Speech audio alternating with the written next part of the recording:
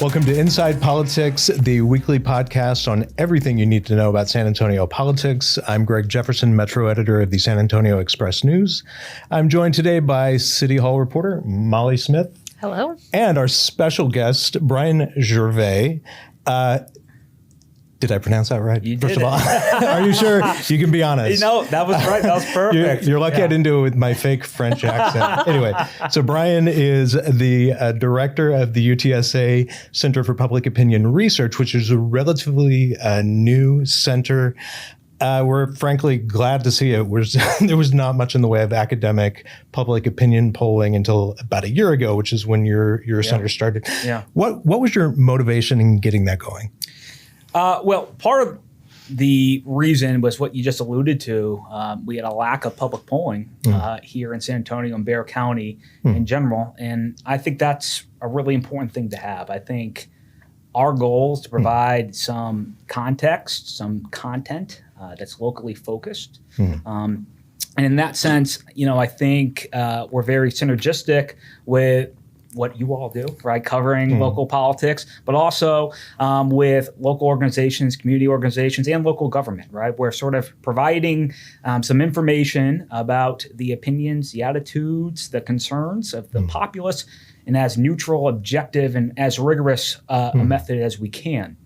And hopefully, contributing to the information environment and leading to some good public policy. What does opinion polling bring to an election? Yeah. And we just had a city charter election in which your polling, it played some role in, and we have a city election coming. Hey, we'll go into that. It was a little bit controversial. Yeah. But I mean, looking ahead, just for a moment to the city election, we're going to be electing a new San Antonio mayor and a new city council. Yeah. What role does the center play in that election?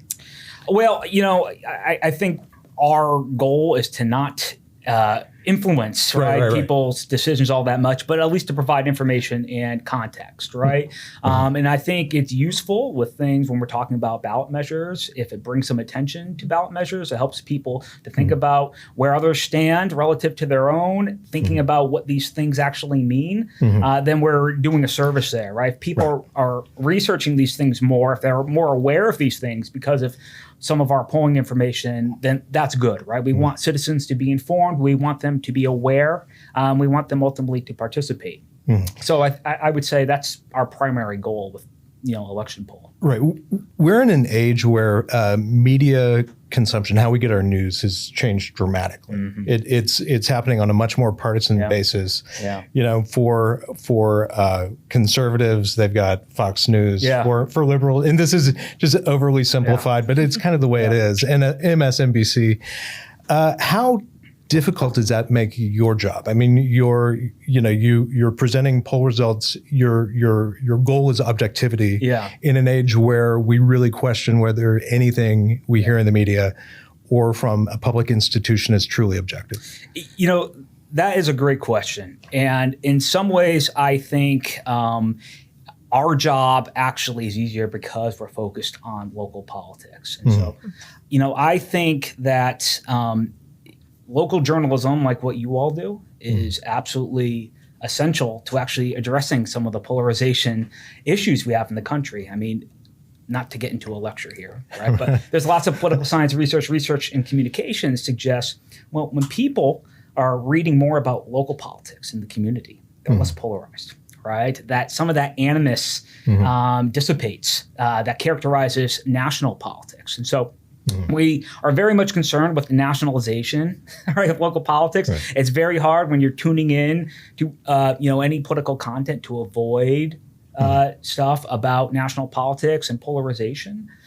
But to the extent that we can have content out there that's locally focused, I actually think that actually helps not just with engagement locally and politics functioning correctly at the local level, but the national level too, right? So the nationalization sort of seeps down, but focusing too much, I think, on what's going on at the national level, we're sort of missing, okay, well, the solution really is at the local level, right?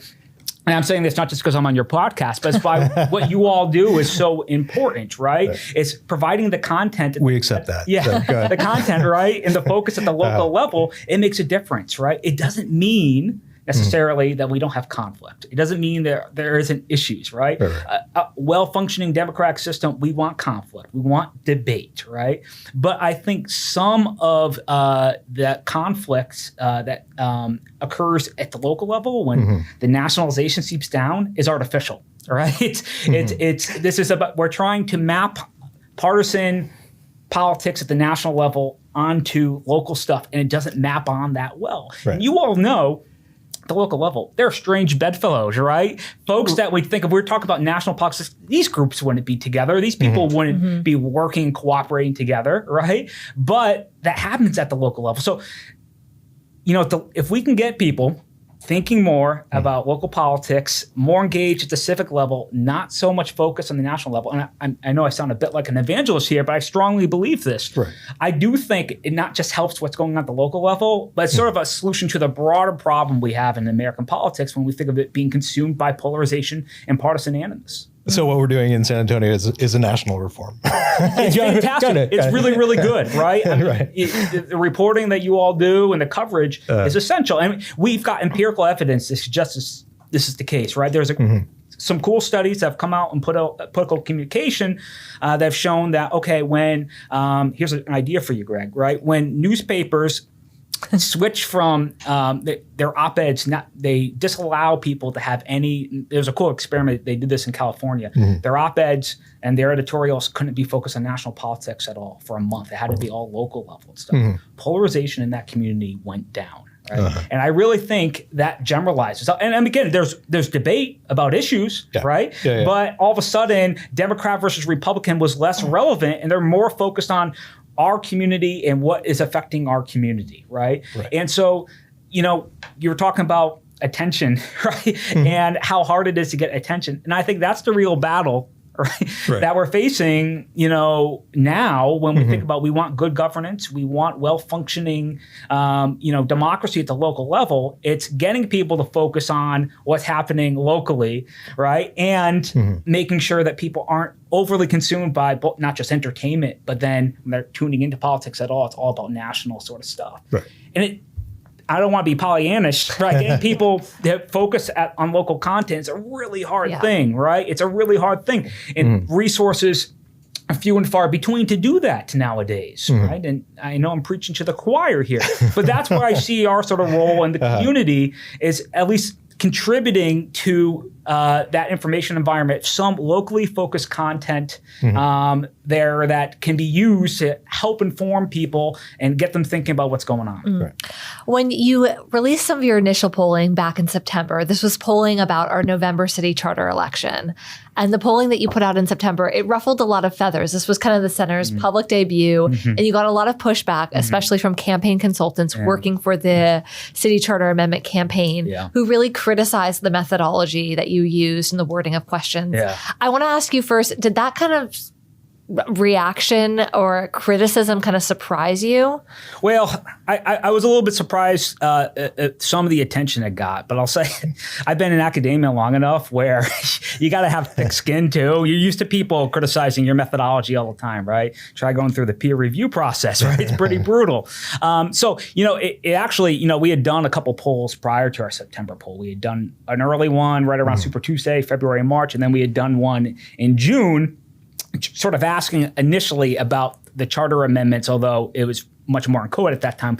We weren't even quite sure what was going to be on it until then. We had, when we wanted to do that September poll, we were trying to gauge sort of attitudes towards some of the changes that were, going to be taking place. Are these things people support? And then, we got some brouhaha. Well, it's not the exact wording, right? So it's not a precise measure of support. So in October said, okay, we'll do the whole thing.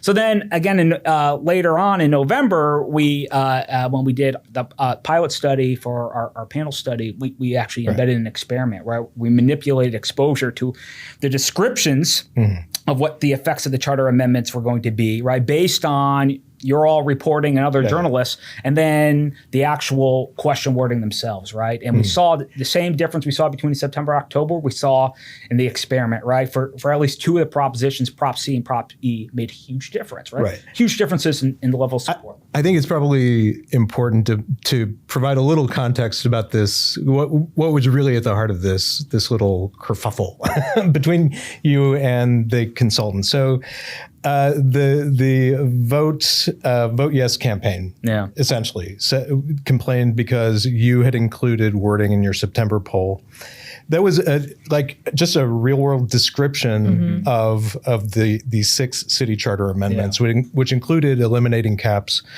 on the city manager's tenure and salary. And it was like, as you know, as a journalist and as someone who does a lot of writing and a lot of communicating, it was pretty clear. There was no, I mean, there was no fuzz in your description. The campaign the consultants flipped their lid because they prefer to use just the literal wording of the city charter amendment, which actually, to me, masks the meaning, what you're really voting on. Like if you read the charter amendment to raise city council pay, you never would have guessed that it would result in higher pay for city council members. I think that's important to point out. Yeah, sure. I'll just say generally, if I worry too much about consultants and whether or not they're going to be upset, I'm not going to do my job, right? To some extent, our job is to speak truth to power, is to be objective, is to provide context, and we don't have a side we're taking or trying to support here. We're just trying to provide information about what the public feels, right? And so we've got different goals. And so I think from time to time, there's going to be movements, even advocacy groups, not just, consultants in campaigns where, I think, some of our results won't make them happy. But that's par for the course, right? If we really want to be objective and neutral, provide context here, then that's just going to be part of the game, and we sort of accept that. Right. In your voter panel that came out in November, you talked about kind of how accurate you all were in estimating the voter support for these amendments. Can you kind of talk about that? Of once you started actually polling on the ballot language itself, how accurate were you in kind of predicting how voters would decide when they actually for the 6 amendments? We were really close to both our October study that had the actual wording, and then the November panel where we used the actual wording with the experiment embedded in there. When we looked at the actual wording, we were very close to the margin, predicting the margin of victories. And I shouldn't say predicting, right? We say polls, we don't say predictions. We're very close to gauging the margin of victory for all 6 of the amendments, with a few little exceptions and stuff, but really in the ballpark. And so, I think we pointed that out just to say, we're very happy with just the validity of both our sample and our methodology overall, where I think we're going to be really close most times with sort of demonstrating at particular moments, right? Our numbers are pretty reflective of public opinion. Now, in this same panel study, you found that I believe it was 76.8% of voters. Because I just looked at it. It's my sleight of hand. Anyway, they went into polling places. Some of them completely unaware that they were about to vote on 6 city charter amendments. They hadn't heard from the either campaign, yes or no. What does that tell you about, you were talking about local politics and local elections. It's like, this is where we can get it right. And this is where we can begin to kind of blunt kind of the all of the negativity and polarization we get from our national politics. What does that tell you about what's happening at the local level? Well, I think it's demonstrative of the problem, right? And the degree of the problem, right? When we think that these charter amendments, were pretty high profile in local media, and yet, we're talking about roughly 8 in 10 voters, right? We're frankly unaware or had no idea these were going to be at the end of their ballot in November, right? And so that's a big problem. So when we talk about attention, right? And again, preaching to the choir, trying to break through, right? And make sure, hey, this is really important. This affects your life. It's going to affect your lives. Most of what happens, most of the policy decisions that affect your life are happening at the local level, right? And your chance of influencing them are significantly more, right, than it is to influence policy at the national level. This is where you should be paying attention and more attention and engaging. But that's not happening, right? And so, I think that's how I would interpret that result, is that it's going to be really, really hard, right? And moving forward, it's going to get harder, right? I think as our media environment continues to change in very, unique, odd sort of ways, right? We're on the dawn of the metaverse, right? People are going to be spending half the time in another reality, right? But with all these changes, it's hard enough dealing with the technology we have. Yes, right, exactly, right? And so, but I do think it tells us about this is the problem, right? Now again, with presidential electorates, I mean, you have lots of folks who given how big a deal a presidential election is, information about that's going to reach them, we're going to get pulled in. That's not a bad thing, right? That people most of the time aren't paying attention or caring about politics. They get pulled into one election. But it's more of a problem when we shift to, okay, we got a May election coming up, right? And again, important stuff that's going to be on there. Electing city council members. We're going to be electing a new mayor. New mayor for a much longer term than we've ever had before. So this is an important decision, right? This is going to be an important election. And yet, right, I think the likelihood that we exceed recent turnouts for mayoral elections is pretty slim, right? I mean, high water mark is 15%, I think, of eligible voters, right? And so,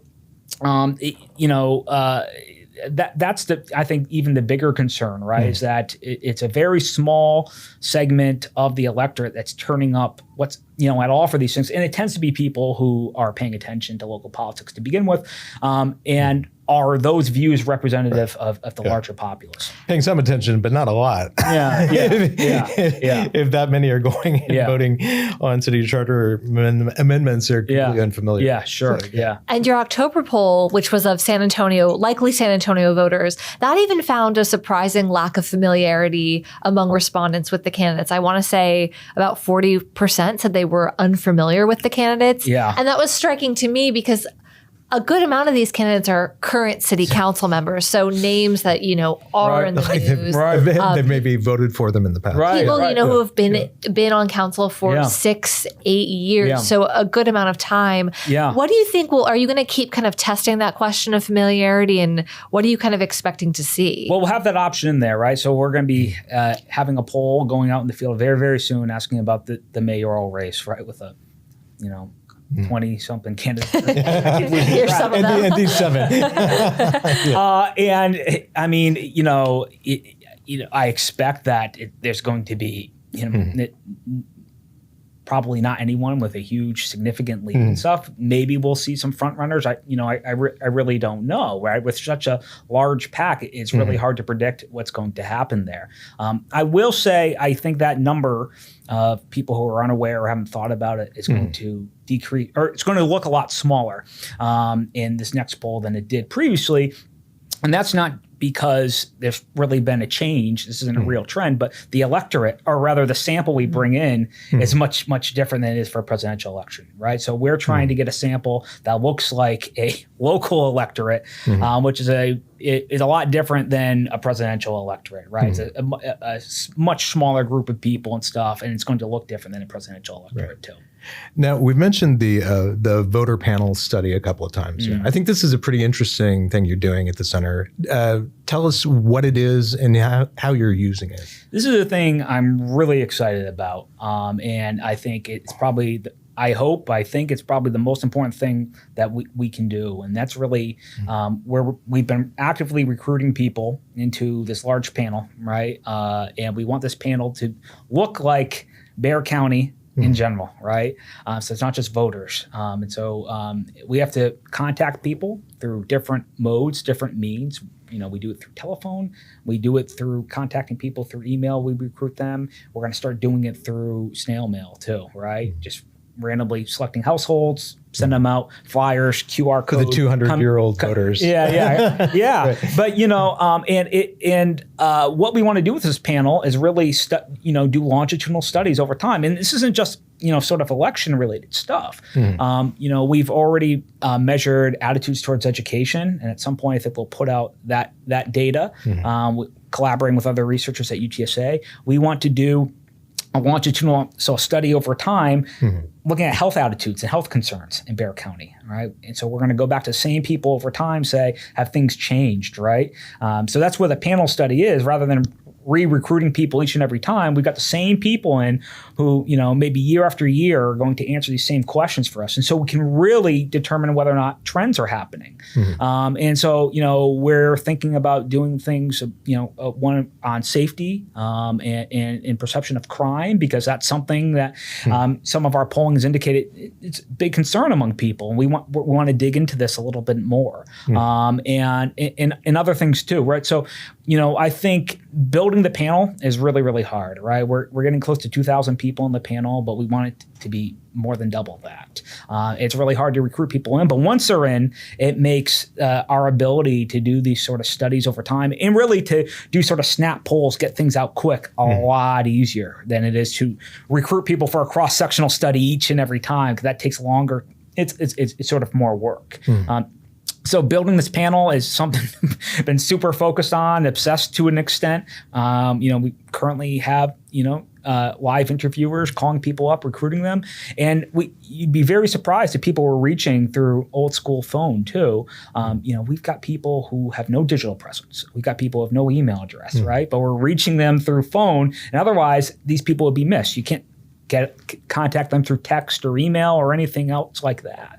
And so while it seems really old school, doing random digit dialing and stuff, to get something that's really representative of Bexar County, that's what we have to do. And so it's been going really well. I'm really excited about it. And, we had our first one in November. Our response rate was beautiful. It's magnificent, right? I mean, we 57% of our panel, completed this and or responded to it. 95% completed the study, and those numbers are really, really hard to get in survey research. And so, I think the main point of our November study is to demonstrate its viability. It worked better than I expected, and so I'm really excited for the future. With the top issues polling you did, I know it found that crime, affordable housing, homelessness were top issues. What do you hope elected officials do with kind of these results, especially over time? I mean, is there, aside from just saying this is the top issue on residents' minds, is there a goal of kind of what policymakers do and how they use that? I think we have to provide more information too, right? It's one thing to say that, crime is our top concern. What does that really mean? And so we're actually, in our next poll, digging into that a little bit more. So we've got a few crime and safety questions in the instrument just to better understand that. Because, I think when we talked the other day, Molly, I said I was a little bit surprised, right, that crime was number one, only because that's probably not the issue that I would choose as the most important. Well, and right? Crime statistics are actually exactly. down overall. And it was so funny. And I mean, we put that out trend. just as that information came out, and I'm like, this is some form of irony here, right? People haven't read the news. Well, I mean, but what does that tell you about where respondents are coming from? Because I mean, it's I think every major media outlet in town covered the fact that crime overall is down. But if you're on Nextdoor reading about a break-in down the block or whatever, I mean, your perception is going to be totally different.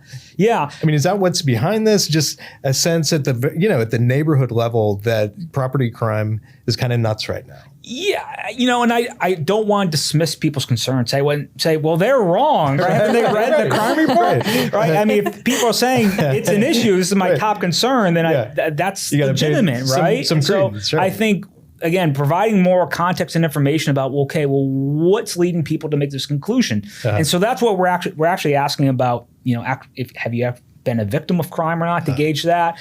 do you feel safe in your neighborhood at different times and stuff, and trying to dig in a little bit more. So I don't think, instantly, right? We send this to city council, say, see all these people, they're very upset about crime. And they're like, well, what does that mean? Right? What does that mean exactly? And so, but I think that's the purpose of our polling. I mean, we find these initial things, say, well, that's interesting. And then we pursue them a little bit more. Right. And so that's what we want to do here, right? Is to pursue this, dig in more and say, well, this is worth exploring and understanding what's happening here. So in polling, in your November study, these are just one-word responses then. They say, what's your top concern? Crime. Or is there any room for nuance? Can they say what their concern is? So in the November study, their answers were from a drop-down question. Okay. And the reason it was a drop-down is because in our first poll we did in February, March, around Super Tuesday, we had an open-ended response to the question about this. We said, well, what's the most important issue? And people typed it in, right? Now, open-ended responses are really, it's hard to make sense of them, right? So it's a lot of work. But we coded it all over time, and we looked at it and we settled on some categories to start with and said, okay, well, here's a list of, I forget how many we had in the drop down, but it's substantial based on people's open-ended responses, and say, okay, well, now we've got these categories to work with at the local level. And we still have options where people can select other, and then they can do more open-ended responses, right? And so most of the responses, that 13 or 14%, whatever it was, that people said, well, crime's the most important. That was from that drop-down question. But then we did the follow-up, people who said, well, none of the above or other, who could still type it in. And then we did a subsequent analysis of other things that we potentially missed. And I think that's probably the way we'll do it moving forward. We're sort of balancing out with having something of a multiple choice, coding 800, open-ended responses every time is just not viable. We can't get it out quickly or in sort of a rigorous manner, but we have this drop down of 15, 20 categories, and then people still have the option of saying, well, nothing fits this, something else. Yeah, because I'm just looking through the November survey's findings on top concerns. So you've got crime, homelessness, affordable housing, immigration. Yeah. Love this. Government, poor leadership. Let's go back to that in a moment. You should read the open-ended response. I think we've sanitized this a little bit. Well, I can imagine. I would have loved to have seen that. A lot more colorful. Right? Economy, infrastructure, and gun violence. That's roughly the top 8. But let's go to homelessness, right? Yeah. I'm guessing that a lot of respondents weren't talking about the humanitarian crisis of people living on the street. They might be talking about... Correct. Yeah. Homeless people. Exactly. Which is a distinction between affordable housing and homelessness. Exactly. Someone said, well, aren't those two things? It's like, not exactly. Different concerns here. And it probably includes panhandlers, which would be a little different. But I mean, I'm not mistaken though, right? There's probably exactly. Like in that range. Those are the two categories, right? So they seem like they're related, right? Well, homelessness isn't that tied to affordable housing, but yes, it's people were complaining. The homelessness question or answer is about people upset about homeless people, or concerned about homeless people, not necessarily about, well, it's really hard to afford a home. Right. Distinct things. Yeah. So so you could look at that list and say homelessness, the city's number 2 concern, at least among the respondents. Yeah. It's an open-hearted city. Yeah. Not necessarily. Yeah. And let's put this all in context too, right? We're talking about lots of different things, Scott, here. We're 14, 13, 12% at the top, right? So, to some extent, it's almost misleading. I keep saying, well, crime's a big concern, all right? It got the most, not by tons. And again, right, it's slightly only over 1 in 10 people are saying that crime's their biggest concern. Yeah. Now, because it got the most, you say, well, we do want to dig in a little bit more and stuff. But there's a wide range here of concerns, right? And so, it's not like 50% of people are saying, crime and homelessness and stuff like that. But these still are, seem to be on the minds of a good deal of people here in the city. And so, I do think that's useful, right? To point that out, or at least, for us to say, okay, well, let's try to understand this a little bit more and try to measure and see if it changes over time, right? And that's the other reason we want to keep asking these questions among our panelists in particular, right? Because we can actually see, okay, well, policy changes happen does crime go down, right? Or crime is a concern, does that go down? Does homelessness go down, right? Or do they increase, right? And so being able to track that over time among the same people really lets us know whether or not policy solutions have been implemented or implemented in a way that's actually addressing the problem. Right. So let's go to number 5, the poor leadership. Because I'm curious about whether, in your opinion, this is, we were talking about kind of taking the polarization we're seeing at the national level, kind of the ugly state of our national politics, and grafting it onto what's happening locally. When it gets to that concern, it's number 5 on the list, so it's pretty high up there. Are you seeing that? I mean, are people looking at local leaders like Ron Nirenberg and looking at him through the prism of some kind of national partisan politics? At one point when we asked this question, I think when we first started doing the open-ended stuff, a lot of those answers were about a specific politician who just happened to be in the news and was actually the focus on. So it's like they were actually watching, paying attention to the news. It was a district attorney, right? I mean, Joe Gonzalez was in the news, right? At the time, February, March, there was actually, I think, even some national stories about him. And so I think that was part of it, right? It was specific complaints about specific people that had been in the news and stuff like that. This was when there was a whole issue of the bonds that were being set and the influence of some groups. And I think some Javier Salazar stuff too, and it gets into, so sometimes it's specific gripes about specific politicians or leaders. Other times it's much more general, like they're all crooks sort of thing, right? That isn't very specific. So there's a range of things that go in there. And so that demonstrates the limitation of an answer like this. It can mean a lot of different things. But, at some point, we got to make some sense of the data. We can't have a Joe Gonzalez category. I mean, the fact that it was number 5 on your list, can that tell you anything about the trust voters have in local government? Or is that just like reading way too much into it? Well, keep in mind, we've actually asked about trust in local government over time and the direction of the city is going in. And we've asked about approval ratings of specific officials, including 2 local officials, Judge Sakai and Mayor Nirenberg over time.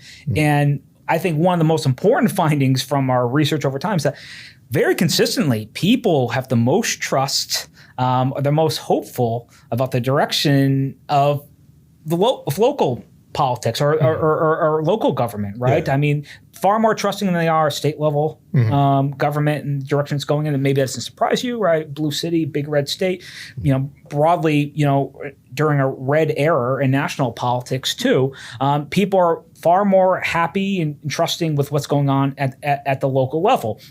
And again, we've asked about, 4 officials over time, throughout 24, it was Mayor Nirenberg, Judge Sakai, Governor Abbott, and then President Biden. And Ron Nirenberg had the best approval numbers of all. And Peter Sakai was also wasn't underwater. He had far lower name recognition than the other folks. But he had super low. I mean, I might not be remembering correctly. It was super low, right? What was it? Do you remember offhand? Well, it's changed over. We asked it numerous times and stuff, but most people.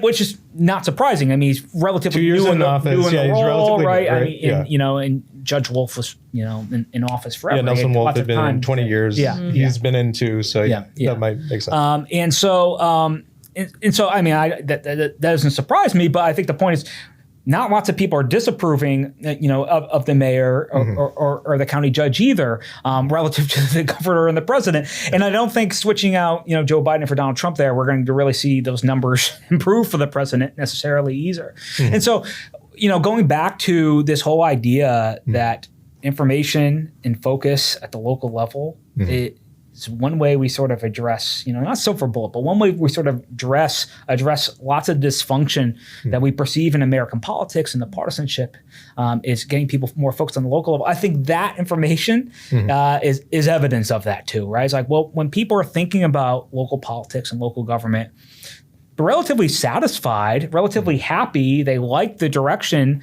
that we're going in at the local level. If we get people thinking about that more, and when they think about politics, they're thinking more about, okay, what's going on downtown, not necessarily what's going on in Austin or Washington, then that's probably a good thing, not just for, again, civic engagement here, but just moving on from this really fraught period we're in American politics writ large, right? If people think about politics, they're not necessarily thinking about Republicans and Democrats screaming at each other in the national level, right? I think that's going to be a good thing. Yeah.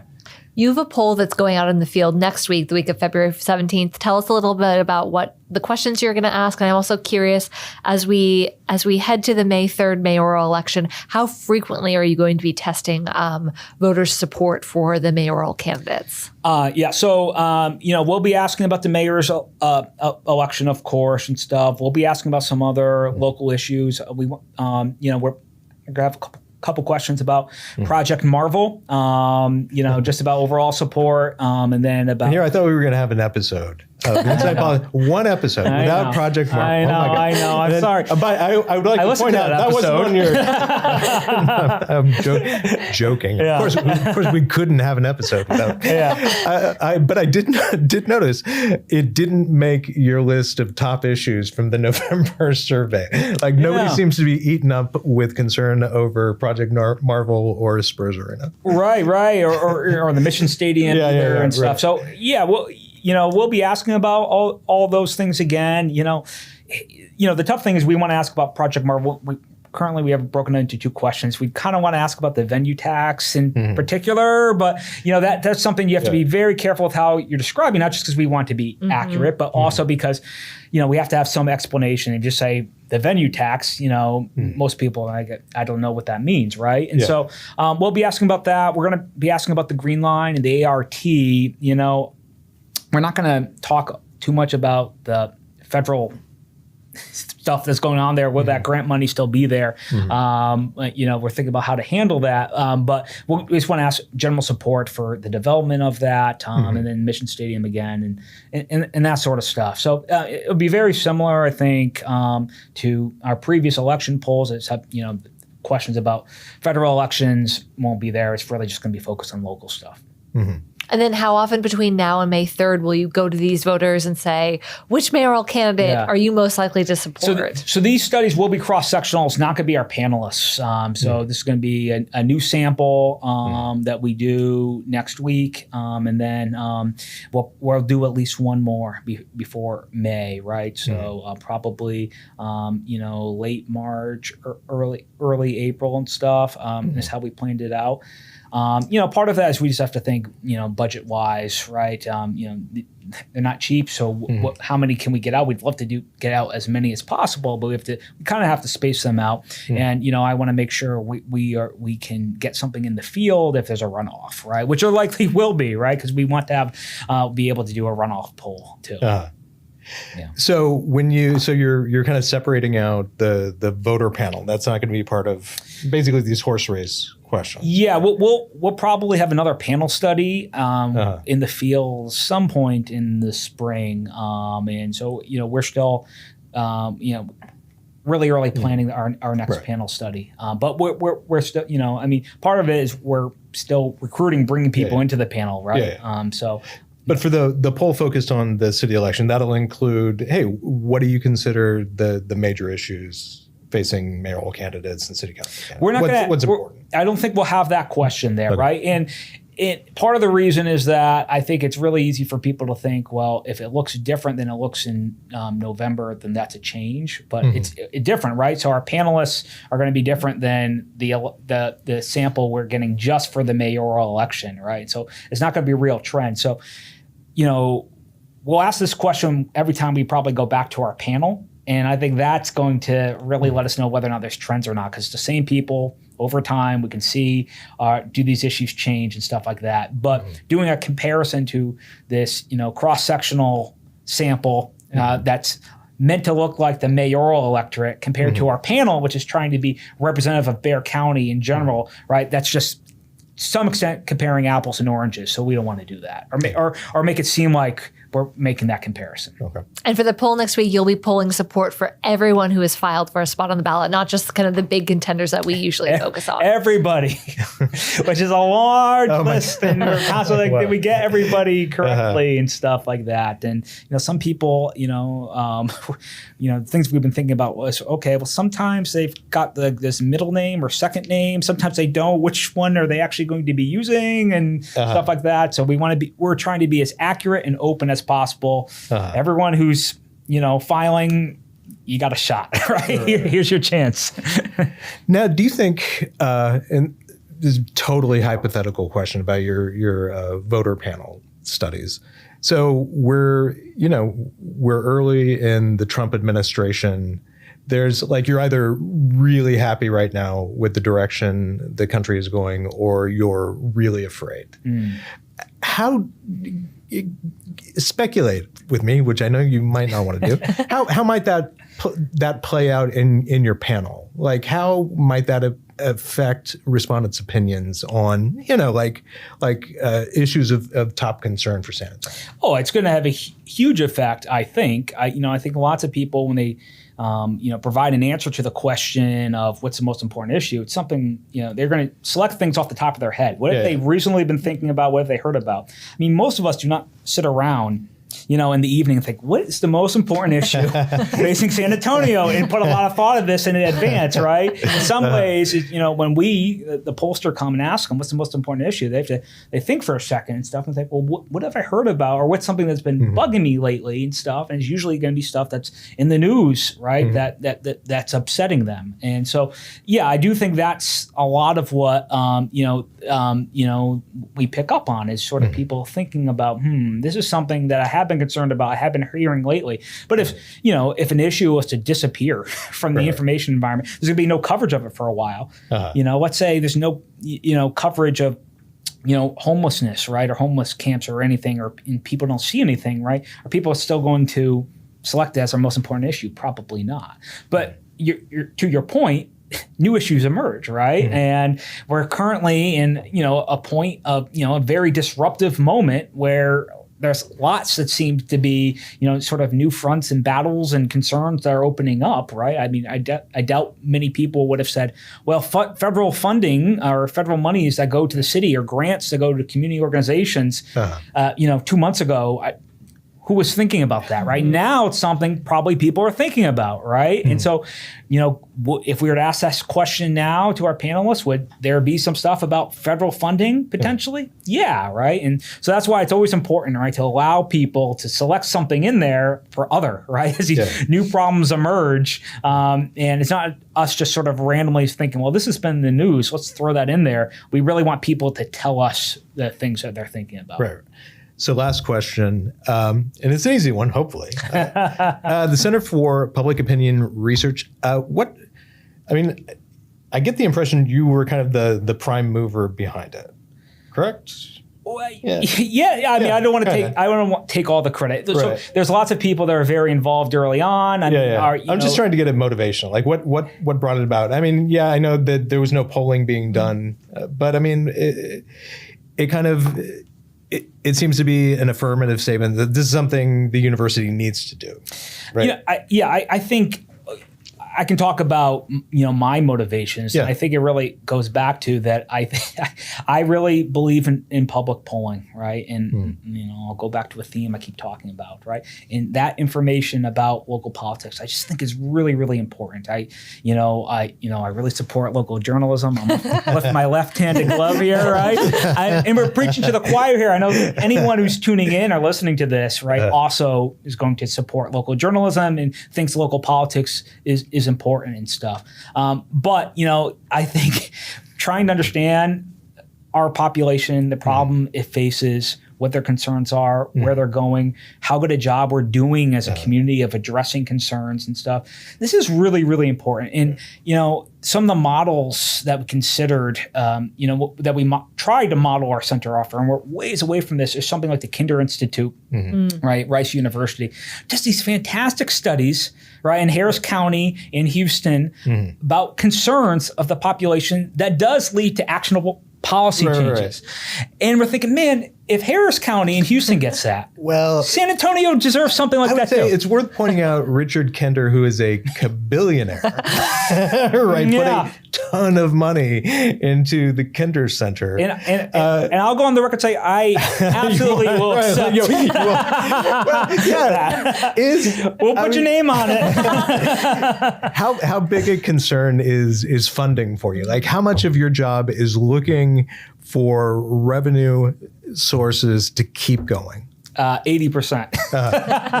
I wish I didn't have to worry about that. I wish it could be a lot more about the surveys themselves, the content, the analysis, talking about the stuff, like, in venues like this. I mean, that's the sort of stuff that's enjoyable and is sort of the reason you get into it. But, that's reality, right? I mean, you have to worry about fundraising. You have to worry about, okay, how are we going to pay for polls? And polls are expensive, right? Building, our panel is very expensive. It costs a lot of money. I mean, what is the cost of maybe this poll that's going to go out next week? If you're able to say. Well, I'll be a little bit quiet. It's more money than you'd expect because, one thing we're really dedicated to doing is providing respondent incentives. For a couple of reasons, both for practical reasons. We're an HEB gift card or something, or we provide Tango gift cards. So if those digital people can select whatever they want, right? They want Amazon, they want whatever, right? They can select from thousands, right? Now I sound like a infomercial for Tango, right? but do you want us to include? But providing incentives not only I think allows us this sort of attention, era where it's really hard to get people to pay attention. Hey, take the poll. We want a little bit of your time. We'll pay you.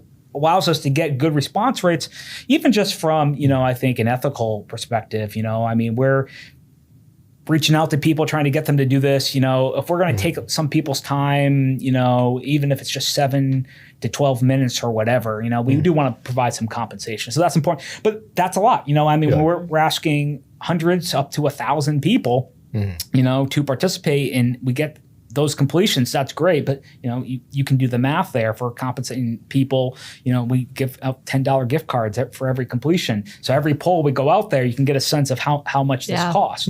Now, if we weren't doing that, then, I think, would we really get good samples, right? Would people, maybe we'd only get people who really care about politics responding, not necessarily people who need a little bit extra incentive to do it. Would we even get, sizable numbers, right? We always want our polls to be at least, have an N of at least 600, right? That's sort of industry standard there. It's hard to get through that in a week, right? Unless you have giving people a reason to do so. And so good, accurate, rigorous polling is expensive. Building a big panel like we're doing is very expensive, right? I mean, we have to pay live interviewers, we have to train them and stuff. So it's not a cheap enterprise, but I think it's worthwhile. And I'll make my pitch. I think it's a worthy investment. Well, good news. Richard Kinder's out there. Well, good news. I'm certain of this fact that the 4 or 5 billionaires in San Antonio, I'm sure they religiously watch ENside Politics, the podcast. Hey, can we go on the record and say, we didn't talk about this ahead of time. I didn't slip Greg again. Make sure you bring up the funding stuff. Yeah. Tell you what, that's probably a great place to leave it. Not bought off. We're every party at this table, totally unsullied, no self-interest. We're all good. Bryan Gervais, thank you. Oh, pardon me. Is it Gervais, right? The S is silent. Otherwise, I want you to say your last name out loud. Gervais. Yeah. There you go. So Ricky Gervais, the British comedian who is amazing. Yeah, like his parents were he must be Canadian. The bane of your existence, right? He's probably a distant cousin, but because he's very out front. Yeah. Gervais. I know. Totally screwed up. So anyway, sorry about that. But thank you very much for joining us. And thank you for joining us. If there are any of you left who have not signed up for our ENside Politics newsletter, drop down to the show notes, hit the link and sign up. And we will see you not next week because it's President's Day next Monday. We'll see you the following Monday, so in about 2 weeks. Thank you very much and see you later.